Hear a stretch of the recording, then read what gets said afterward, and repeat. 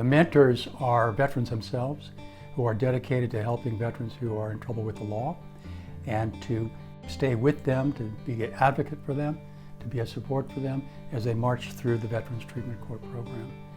The idea of giving back, I've found, is extraordinarily powerful. You know, the veterans themselves have taken an oath of office, we all have, to defend the Constitution. And it's really important that we understand that we have an obligation to help veterans get back into society after they've served our country. So I'm really proud of that. Because of our work in the mentoring program in the Veterans Treatment Court, we discovered that there were some holes in what we could do for veterans, some gaps that we needed to fill. So we formed our own nonprofit, Central Coast Veterans Helping Veterans, last year. And the idea is to help coordinate and advocate for veterans and to make sure the services that they are eligible for are provided to them and not miss things. I'm really proud that we've been able to look at the issue of veterans in our county and say, what more can we do? What more should we do? And how can we coordinate those activities to make sure that veterans not only in trouble with the law, but those who are homeless and those who may potentially have a problem that would get them into trouble with the law, that they're helped. I was a veteran myself in Vietnam, 2 tours in the 60s. And it wasn't until 2004 that I started to be able to reconnect with the men that I served with. And in 2009, I took some of them back to Vietnam. And we made a documentary about that.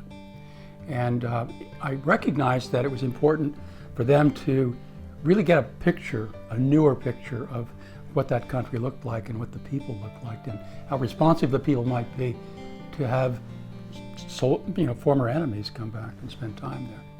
And one of the important things for us to do was to meet with soldiers that we fought against. And that's what we did.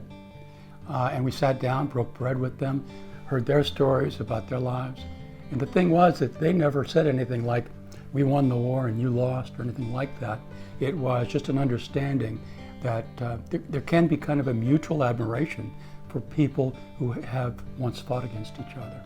I always ask a veteran if they served in Vietnam, if they thought of going back. And quite frequently they'll say, I didn't leave anything there, I don't have to go back and find it. And I generally tell them, I said, yeah, you probably did leave something there, and maybe you might be able to find it, and maybe not. Typically, what we've lost in a place like that is our innocence. And it's hard. It's hard to figure that out. But I think that we all have an obligation in our country to honor people who have served for us, to help them figure out how they can come back into society as a whole contributing member of society, and to help them live with the things that they had to do when they defended our country.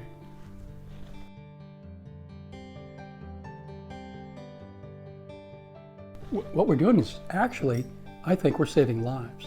You know, there are 22 veterans a day who commit suicide. And one of the reasons that this is happening is because they don't feel like they belong anymore. So the big thing what we're trying to do is to help them understand they do belong. And it's really important for them to understand that we're walking with them as they make their journey back into society.